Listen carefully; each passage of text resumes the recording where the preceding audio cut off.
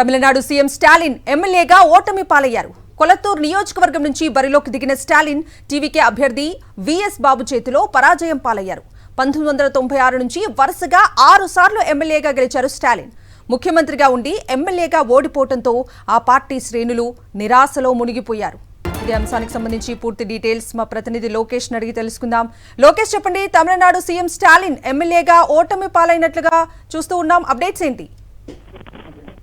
కవిత 6 సార్లు ఎమ్మెల్యేగా, ఒకసారి ముఖ్యమంత్రిగా తమిళనాడు రాష్ట్రాన్ని పరిపాలించినటువంటి ప్రస్తుత ముఖ్యమంత్రిగా ఉన్నటువంటి సీఎం స్టాలిన్ కొద్దిసేపటి క్రితమే కూడా వచ్చినటువంటి ఫలితాల్లో ఓటమి పాలయ్యారు. అనూహ్యంగా ఆయన పైన పోటీ చేసి మొదటిసారి రాజకీయ రంగ ప్రవేశం చేసి ఏదైతే దళపతి విజయ్ పార్టీకి సంబంధించినటువంటి అభ్యర్థి అయినటువంటి విఎస్ బాబు గెలుపు సాధించారు. అయితే ఏదైతే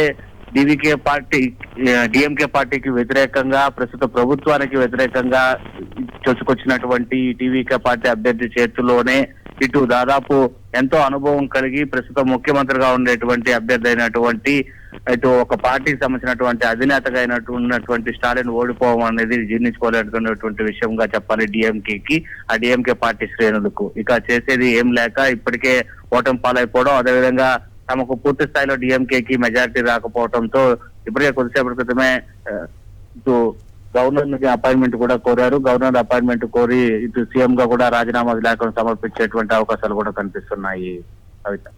right Lokesh, thank you. Tamil Nadu CM Stalin ఎమ్మెల్యేగా ఓటమి పాలయ్యారు. కొలత్తూరు నియోజకవర్గం నుంచి బరిలోకి దిగిన స్టాలిన్ టీవీకే అభ్యర్థి విఎస్ బాబు చేతిలో పరాజయం పాలయ్యారు.